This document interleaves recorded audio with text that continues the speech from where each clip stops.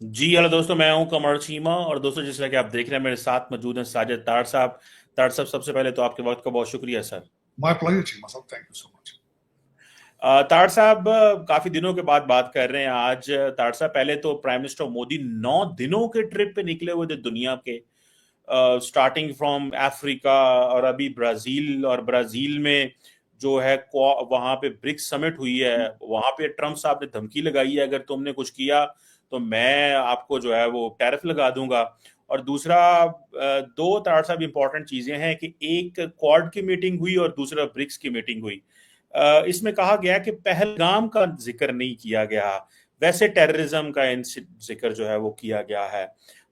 तो ये एक पाकिस्तान इसको समझता है कि उसकी जीत है, कि अब दुनिया जो है वो पाकिस्तान की स्टोरी पे यकीन कर रही है कि ये इंडिया फॉल्स फ्लैग ऑपरेशन करवा रहा है फॉर इट्स पॉलिटिकल ऑब्जेक्टिव। ये पाकिस्तान का नैरेटिव आपको पता था मौजूद है। दूसरा तार साहब, ये भी बताइएगा कि जो नेतन्याहू साहब अमेरिका पहुंचे हुए हैं, वो क्या कर रहे हैं और वहां पे क्या कोई सिचुएशन नजर आ रही है, कोई नॉर्मलाइजेशन होने वाली है? तीसरा, पाकिस्तान के अंदर भी इमरान खान के जो बच्चे हैं वो सुना तहरीक चलाना चाहते हैं। तारक साहब कहते हैं हमने पाकिस्तान आना है, हमारे पापा को रिहा करें।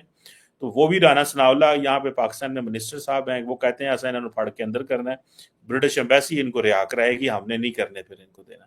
तारक साहब, कैसे देखते हैं ये इंटरनेशनल, रीजनल और डोमेस्टिक जो सिचुएशन है हमारी?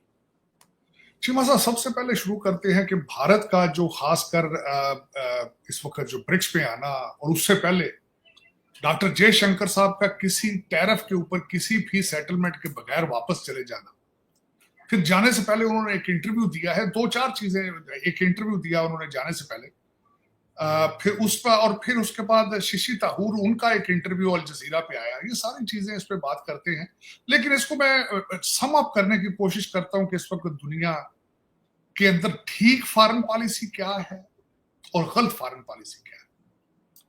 कल चीमा साहब, बीबी नेतन्याहू ने व्हाइट हाउस में आए और इस वक्त सारा मीडिया, सारी दुनिया आगे पीछे सिर्फ उसको जो एक जो पिक्चर उसमें से खास एक निकाल के दे। उनकी दूसरी मीटिंग भी होगी, ये भी आज की खबर है। स्टीव विटकॉफ ने कहा है कि जाने से पहले फिर एक दफा सीज फायर रिलेटेड मीटिंग होगी। कल वो आए, बीबी नेतन्याहू, उनकी मीटिंग एनएसए जो है, रूबियो, मार्को रूबियो जो इस वक्त एनएसए भी है और फॉरेन मिनिस्टर भी हैं, उनके साथ मीटिंग हुई। स्टीव विटकॉफ के साथ मीटिंग हुई और फिर एशाया डोनाल्ड ट्रंप साहब के साथ।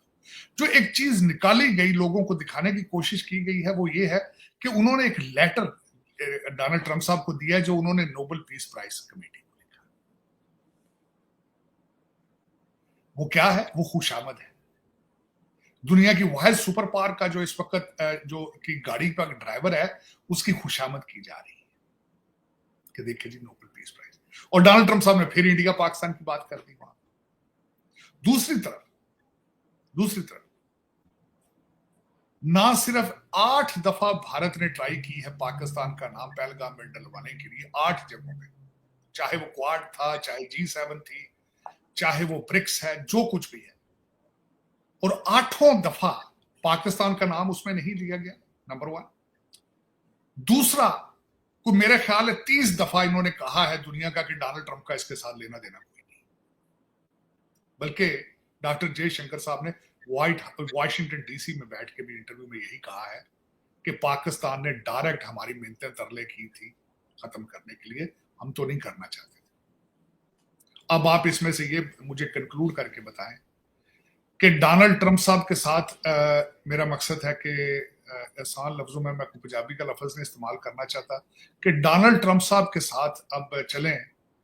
आप उनकी पोजीशन को अंडरमाइन करें, आप उनकी बयानिए को बार बार उसको रद्द करें कि Donald Trump has nothing to do, Donald Trump has nothing to do. इसमें से विक्ट्री किसकी होगी? फिर उसके बाद उन्होंने किया है, दूसरी चीजें भी साथ चल रही है। जो आपने कहा है, डोनाल्ड ट्रंप साहब ने कहा कि ब्रिक्स की पॉलिसी को जो अडॉप्ट करेगा उसके ऊपर 10% एडिशनल टैरिफ लगाया जाएगा। साथ ही Lindsey Graham, who is very close to the Donald Trump, उन्होंने कह दिया है कि जो रशिया से तेल लेगा उनके ऊपर 500% लगाया जाएगा। और तीसरा, ये अपनी किसी भी टैरिफ की सेटलमेंट के बगैर यहां से मायूस होकर वापस गए हैं। इसमें से आपको जीतता कौन नजर आ रहा है? बल्कि वाशिंगटन डीसी के अंदर चैटर्स चल रहे हैं कि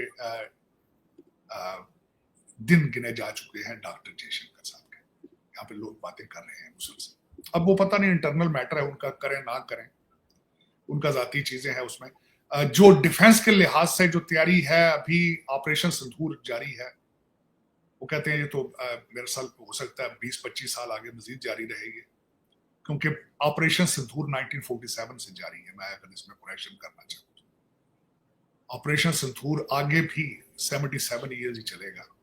बल्कि मैं उसके बाद प्रोग्राम आपके साथ आज कर रहा हूँ, इस दरमियान में एक नई चीज भी हुई है कि कहा जा रहा है, सुना जा रहा है कि पाकिस्तान की हॉकी टीम एशियन गेम्स के लिए इंडिया जाएगी, जो कि मेरी रिकमेंडेशन है कि नहीं जाना चाहिए। अच्छा, नहीं जाना चाहिए? एब्सोल्युटली नॉट चीमा साहब, एब्सोल्युटली नॉट। सेफ्टी के पॉइंट ऑफ व्यू से, सेफ्टी के पॉइंट ऑफ व्यू से, जिस बड़ी मेहनत के साथ पिछले 20 साल पाकिस्तान के खिलाफ जो नफरत थी, जो मैं नहीं जज कर सका चीमा साहब, मेरी अपनी असेसमेंट गलत है, मैं नहीं जज कर सका। मैं खुद डिनायल में था 2 नेशन थ्योरी के, लेकिन मैंने खुद 10 मई को जो देखा है चीमा साहब, मैं इस चीज को तस्लीम कर चुका हूं कि it is impossible to live together. जितनी नफरत मैंने खून लोगों की आंखों में देखा है, जो यहां तक कहते रहे थे कि चीख चीख के हमें चीखें, हमें खून नजर आना चाहिए, चीखें, फलां का सर चाहिए, फलां का सर। चीमा साहब बॉम्बे में, और छोड़े, मुंबई के अंदर आपके मस्जिदों में लाउड स्पीकर बंद कर दिए गए, अभी पिछले हफ्ते की बात, पिछले हफ्ते बंद कर दिए गए चीमा साहब। फौजिया कुरैशी को जो कहा गया कि दहशतगर्द की बहन है, तो वहां पे तो 25 करोड़ बैठे हैं दहशतगर्द, इधर से जाएंगे तो आपकी हॉकी टीम के साथ क्या करेंगे? बर्दाश्त कर पाएंगे उनको स्टेडियम के अंदर? आप क्या सोचते हैं? जरा खुद प्रैक्टिकल देखें आप चीमा साहब, इज इट पॉसिबल कि आपकी हॉकी टीम को वहां खेलते हुए बर्दाश्त कर पाएंगे वो? अच्छा, उसको भी छोड़ दें, आपकी उनकी मूवी दिलजीत दोसांझ की मूवी है, अगर उसकी एक्ट्रेस को बर्दाश्त नहीं किया जा रहा, तो लाइव खिलाड़ियों को किस तरह बर्दाश्त करेंगे? आप सोच सकते हैं ये चीज?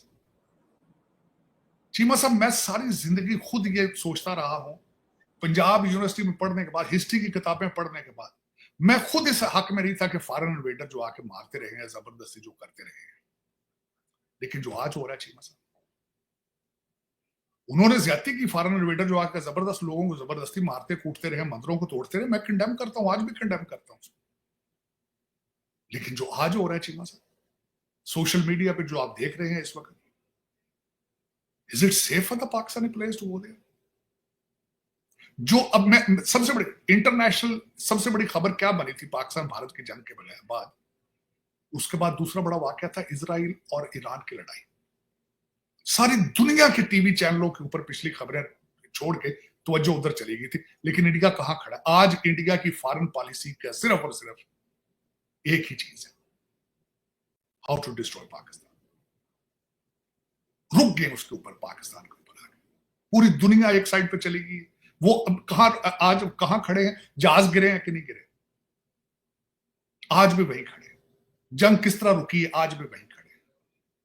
हर चीज को मोड़ तोड़ के पाकिस्तान के ऊपर, हर चीज को मोड़ तोड़ के पाकिस्तान के ऊपर। भारत की फॉरेन पॉलिसी में आज सिवाय पाकिस्तान के कुछ भी नहीं, कुछ भी। रुक गए आके पाकिस्तान के ऊपर।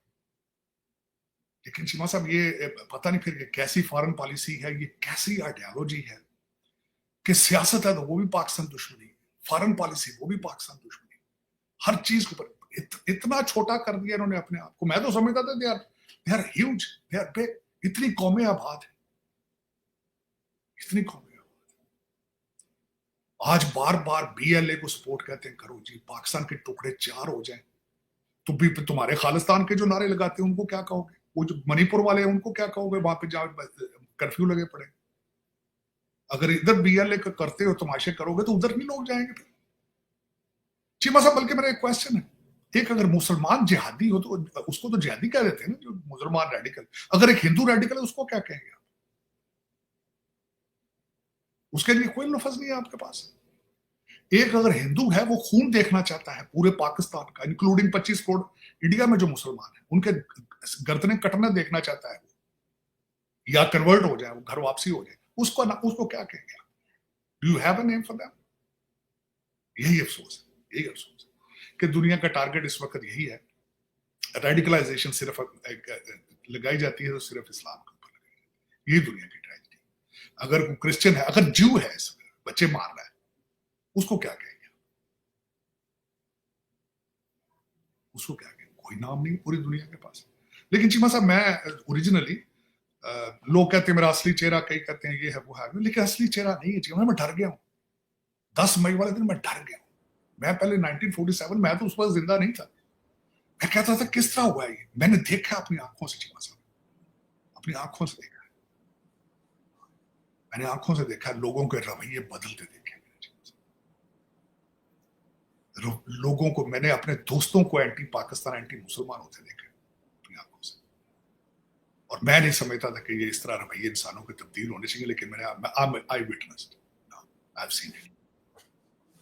मैं आज I believe in two nation theory that we can not live together, period. बल्कि मैं दोस्तों से, भारतीय दोस्तों से भी मैं रिकमेंड करूंगा, कोशिश करो उन 25 करोड़ लोगों के साथ मिलकर रहो। 1 करोड़, एक हो सकता है 1 करोड़ 2 करोड़ तुम कन्वर्ट कर लो, लेकिन दूसरे के मारोगे उनको, डिपोर्ट करना करो यार, उनको करना जल्दी करो। फिर पाकिस्तान में एक नया पाकिस्तान 2 बनाओगे अपने भारत के अंदर, क्या करो? उसका क्या सोल्यूशन?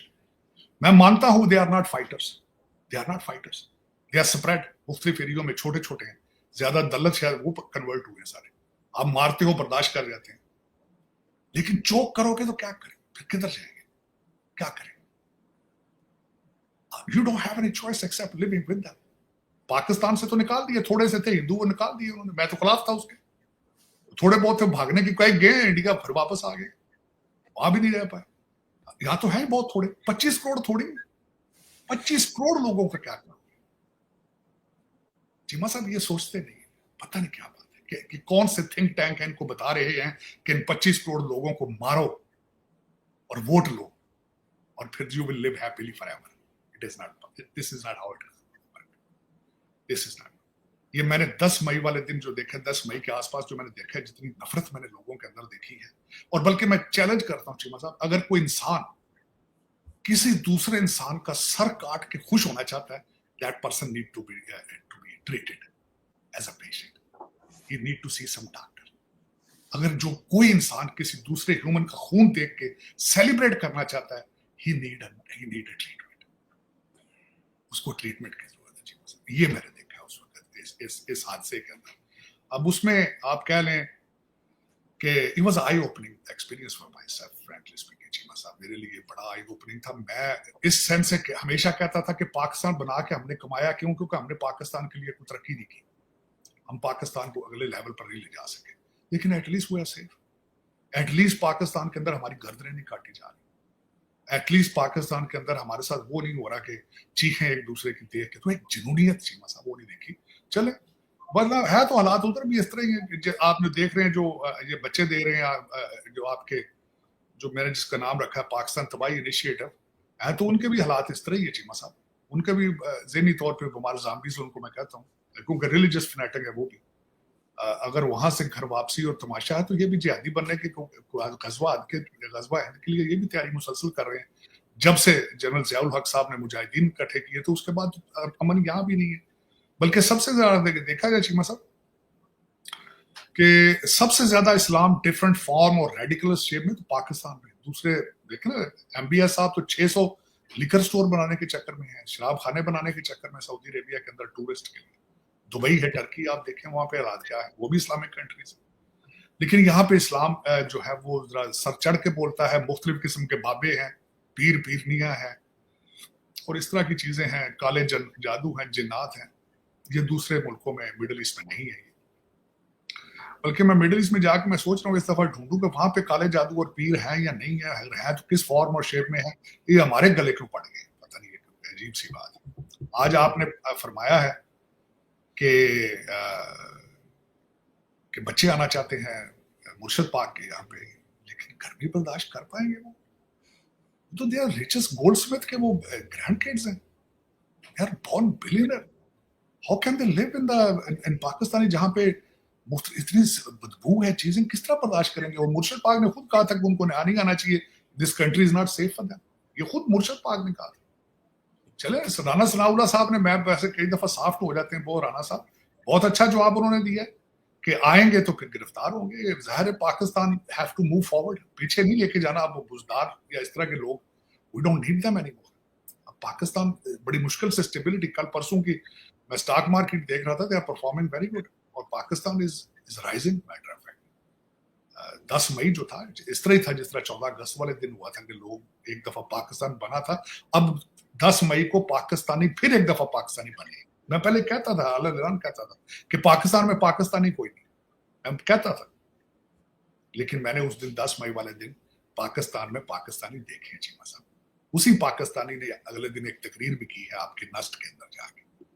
उसने कहा ਜਿਹੜਾ ਸਾਡੇ ਵੱਲ ਵੇਖੇਗਾ ਅਸੀਂ ਵੀ ਉਸੇ ਹਿਸਾਬ ਨਾਲ जवाब देंगे, हिट का जवाब पत्थर ना देंगे। और चीमा साहब इस वक्त, और मैं जिस तरह हमेशा कहता था चीमा साहब, अफगानिस्तान की मिसाल देता था अपने सारे प्रोग्रामों में कि जंगें जज्बों से होती है, हथियारों से नहीं होती। अब वो जज्बे वाला एक बंदा है इस वक्त पाकिस्तान में जिसके बारे में बड़ी बड़ी रिपोर्टें लिखी जा चुकी हैं कि वो मारेगा या मरेगा, मिडल का रास्ता उसके पास नहीं। तो this is what the world needed, Pakistan needed it. Pakistan को एक ऐसा बंदा चाहिए था। मैं कहता था चीमा साहब, एक और चीज यहाँ पे कोड करना चाहूंगा फिर दोबारा, मैं कहता था पाकिस्तान को मोदी चाहिए। मोदी साहब इज अ रेडिकल, मोदी साहब is a nationalist. we got our Modi now, we got our Modi now who's nationalist, who will die for Pakistan. So वो कहते हैं ना कि अब टक्कर के लोग एक दूसरे के सामने हुए, जिस तरह वो हमारे इमरान रियाज साहब का बड़ा मशहूर फिक्रा था कि तुम्हें टक्कर के लोगों से वास्ता पड़ा है, तो वो पहले टक्कर के लोग नहीं थे चीमा साहब। That's what I was not with Pakistan. टक्कर के लोग नहीं थे, उनका जीना मरना पाकिस्तान में नहीं था। उनके बच्चे सारे लंदन में थे चीमा साहब, जिन लोगों को मैं हमेशा क्रिटिसाइज करता रहा हूँ, आज भी करूंगा। वो 25,000 ब्यूरोक्रेट जिनको मैं हमेशा कहता था ये ब्रिटिश एजेंट है, मैं आज भी उनके साथ नहीं। मैं पाकिस्तान के खिलाफ नहीं हो सकता क्योंकि मैं पाकिस्तानी हूँ चीमा साहब, मैं सिस्टम के खिलाफ था, उन लोगों के खिलाफ था जो उन्होंने उस सिस्टम को यरगमाल बना रखा है पाकिस्तान, उस सिस्टम के खिलाफ था, और आज भी उसके खिलाफ हूँ। हाँ, अगर ना उम्मीद हुआ तो I will change my opinion. Human, we change our opinion with our experiences, जो हम देखते हैं, जो हम लर्न करते हैं, we are going through the learning process. ये तो आखिरी दिन मरने तक आप लर्न करते हैं चीज। स्टूडेंट है वो नई से नई चीजें देखता है। मैं हिस्ट्री की किताबों पे बिलीव आज भी करता हूँ, लेकिन मेरी ओपिनियन बिल्कुल 10 मई दिन वाले दिन चेंज हुई है। हाँ अच्छा, मैं वो आप बल्कि एक चीज में भूल ही गया चीमा साहब, बहुत बड़ी बात की गई है कि पाकिस्तान ने क्या लड़ना था। हमारी तो 3 मुल्कों के साथ लड़ाई थी, चाइना का सारा माल था। 150 इजरायली नहीं बैठा था इंडिया में आके, 150 इजरायली था बैठा, सारे ड्रोन वो उड़ा रहे थे।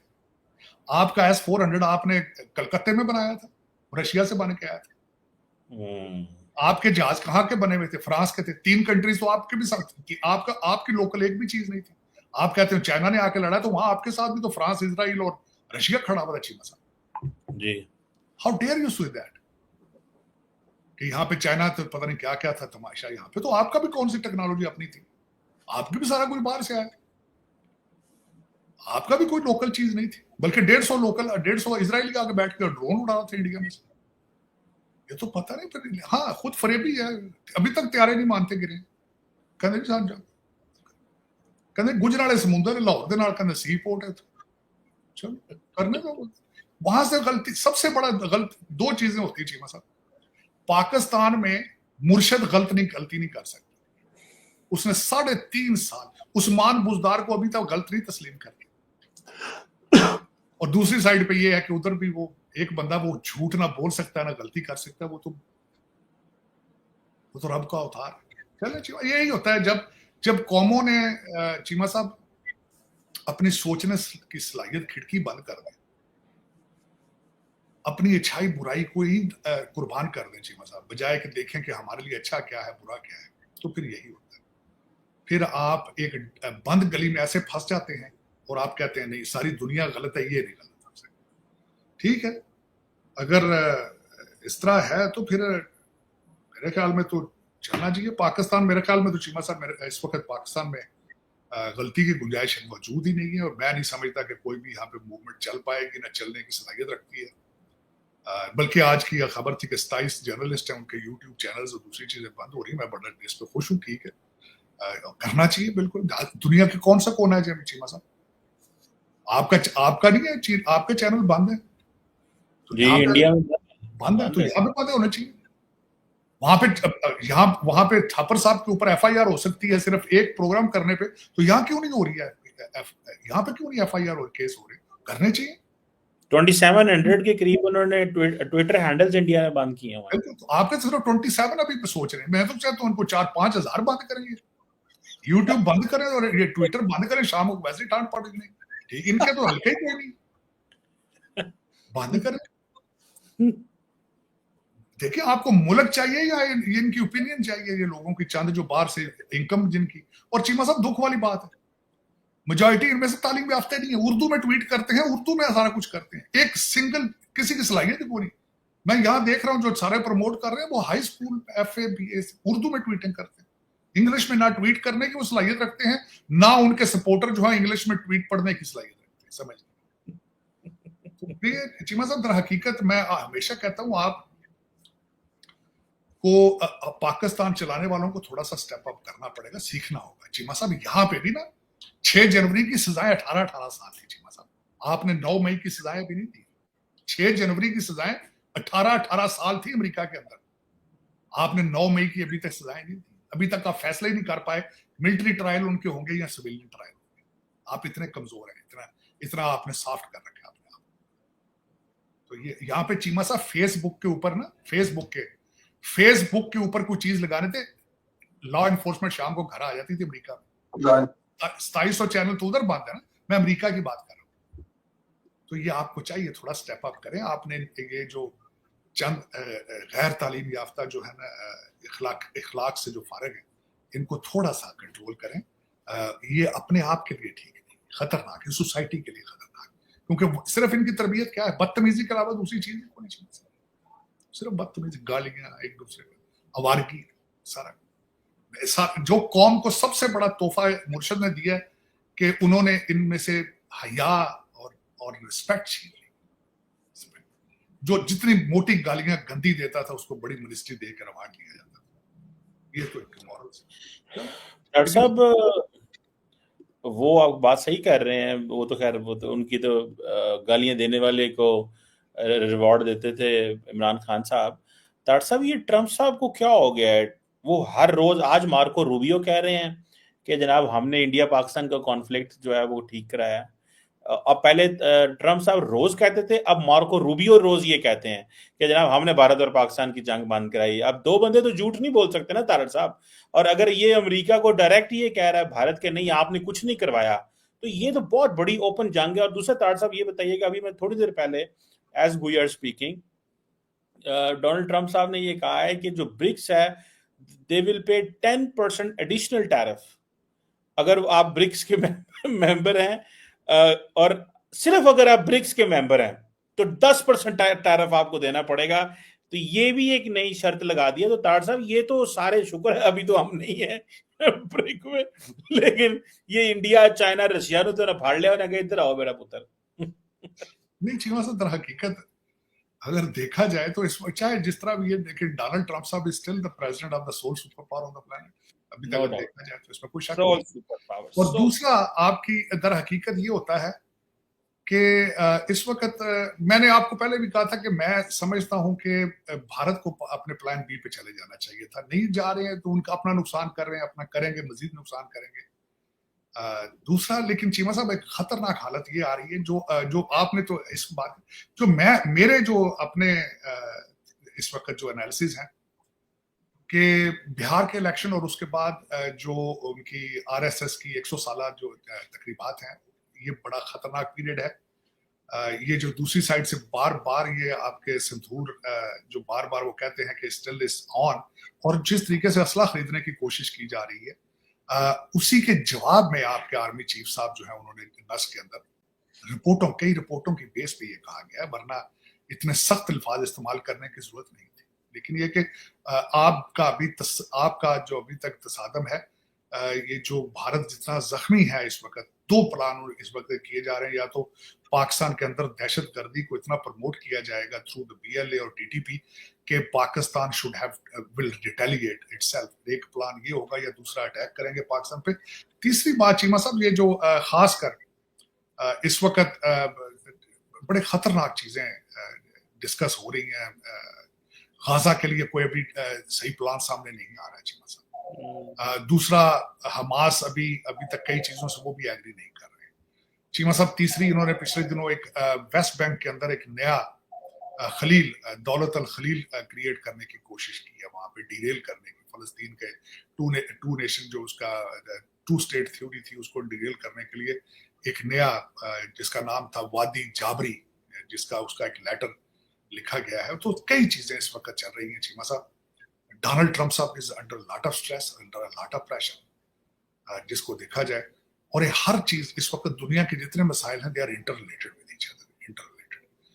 अगर यहाँ पे सीज फायर कराने में नाकाम होंगे, उसका इम्पैक्ट ये जो बार बार भारत की तरफ से डिनायल आता है उस पर भी जाएगा। उसके बाद यूक्रेन से बड़े डिसअपॉइंटेड डोनाल्ड ट्रम्प साहब की अगले दिन 1 घंटा बाद जो पुतिन साहब के साथ हुई है, that did not concluded into the positive side.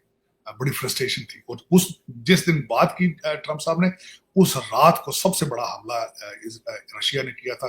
700 missiles मारे थे कीव के ऊपर। तो दर हकीकत इस वक्त अगर चीजें देखी जाए तो डोनाल्ड ट्रम्प साहब is facing a lot of stress and frustration, frustrated नजर आ रहे हैं। अभी तक कोई भी खातर खा किसी जगह पे भी उनको रिस्पॉन्ड नहीं मिल रहा। फ्रस्ट्रेशन सबसे ज्यादा उनको रशिया की तरफ से है, और दूसरी ये बार बार ये भारत की तरफ से जो रिस्पॉन्ड आता है कि America has nothing, Donald Trump has nothing to do with it, यहाँ से भी फ्रस्ट्रेशन है। और तीसरी, गाजा की तरफ से देखा जाए तो नेतन्याहू जो है वो, उनके भी पॉलिटिकल फ्यूचर कोई नहीं है, और वो किस किस्म का एग्जिट चाहते हैं वहां से। टू स्टेट अगर दें, उस पर एग्री करते हैं तो ultimately is over and Israel is, वहां पे जो रेडिकल्स हैं, दे कैन नॉट, सोच भी नहीं सकते टू स्टेट थ्योरी के बारे में। अब देखें, आजकल में ही उनके जाने से पहले फिर दोबारा मुलाकात होगी उनकी डोनाल्ड ट्रम्प साहब के बारे में, सीज फायर के बारे में। ये 60 दिनों के समझते हैं कि हम 60 दिनों का सीज फायर करके अपने कैदी छुड़ा रहे हैं, उसके बाद फिर मारना शुरू कर दें इनको। दूसरी साइड पे वो चाहते हैं कि वो need permanent answer on it, जिसके और टू स्टेट के बारे में कोई ना कोई अब्राहम अकॉर्ड के ऊपर जल्दी है, लेकिन अब्राहम अकॉर्ड जो है उसके साथ रिलेटेड है सऊदी अरेबिया और दूसरे जॉर्डन और इजिप्ट और दूसरे यूएई, कि वो चाहते हैं कि टू स्टेट डिक्लेयर करें तो फिर हम अब्राहम अकॉर्ड के साथ आगे जाएं।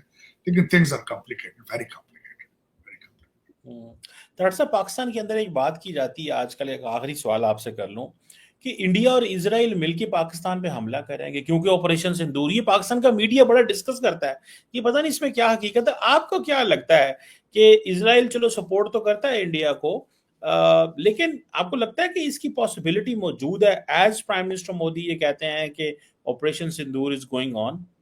देखें, उसमें चीमा साहब दो चीजें। एक तो भारत ने पहला हमला बालाकोट वाला किया था इस चक्कर में कि जिस तरह उसामा बिन लादेन को लेने के लिए अमेरिकन चले गए थे एबटाबाद, वो समझते थे कि हम भी उसी डॉक्ट्रिन के जरिए जाके जो मर्जी हम अंदर आगे घुस के कर लें। उसी के ऊपर बार बार कहा जाता था कि हम घुस के मारेंगे, घुस के मारेंगे। ठीक हो, उसके बाद चीमा साहब जब आप अपने आप को समझना शुरू कर दें कि हम अमेरिका से भी बड़े हुए, लार्जर देन वर्ल्ड। अब ये दूसरा जो ऑपरेशन जिसपे रिसेंटली हुआ था चीमा साहब, उसमें भी वो समझते थे पाकिस्तान इज गाजा। हम जब दिल चाहे उठे, देखे ना, उसका सबसे बड़ी एक बहुत बड़ा रिटेली आप देखें, मोदी साहब ने कहा कि हमने हमला किया, पाकिस्तान ने वापस हमला कर दिया। कि हमें हमला करना चाहिए था तो पाकिस्तान को कुछ भी नहीं करना चाहिए था। वो कुछ नहीं, कौन नहीं कर, वो गाजा वाले कुछ नहीं कर पाते। वो आते हैं, मारते हैं, सुबह शाम चले जाते। So this is what the expectations were, कि हम जाएं 6-7 शहरों में हमले करें, अपने सारे पेलोड फेंकें, मारें जो कुछ, और शाम को ये कहते हैं thank you so much, thank you so much.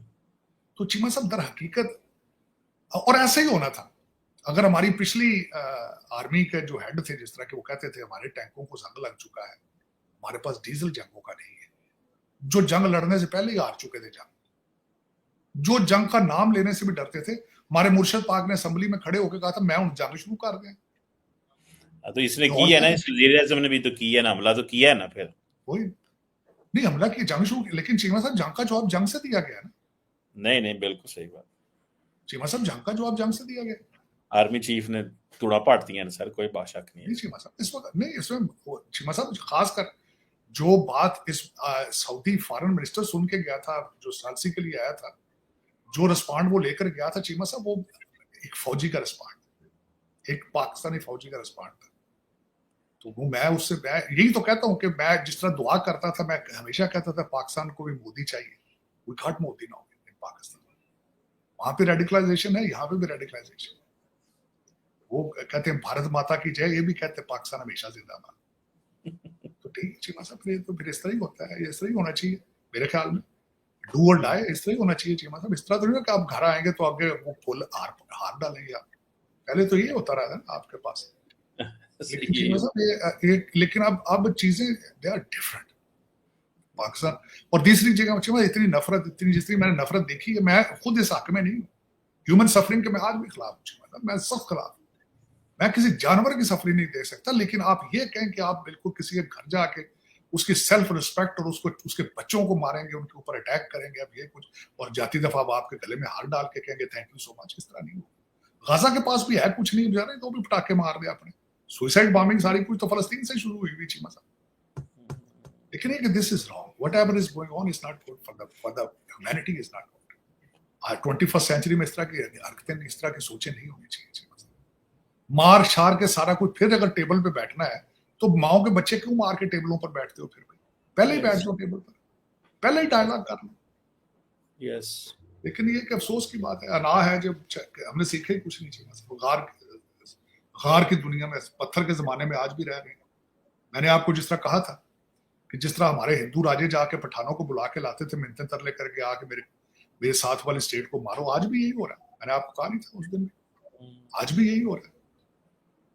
पहले मुगलों को, पठानों को ला ला के आपने यहाँ पे 1000 साल ऊपर रखा है, 1000 साल। और वो देखें, वो आपस में लड़ते थे, लोधी थे, दूसरे तीसरे से, एक दूसरे के साथ लड़ाइयां होंगी। लेकिन ये कि सच बिल्कुल सही कह रहे हैं तार साहब। ये जो सिचुएशन है यहाँ पे, अफसोस ही किया जा सकता है। और मेरा ख्याल है लीडरशिप को मैग्नेनिमिटी दिखानी चाहिए। आप जिस तरह आप कह रहे हैं कि पाकिस्तान के अंदर भी बड़ी एक सख्त लीडरशिप है, जो कि बड़ा टफ स्टांस लेके बैठी हुई है, और अब टिट फॉर टैट ही होगा अगर भारत ने मिस कैलकुलेशन की। मेरा ख्याल है पैगाम चला गया, शायद अब चीज़ें ठंडी होंगी, नज़र तो यही आता है तार साहब। मेरा ख्याल चीमा साहब शुरू होगा 2026 में, मेरे ख्याल।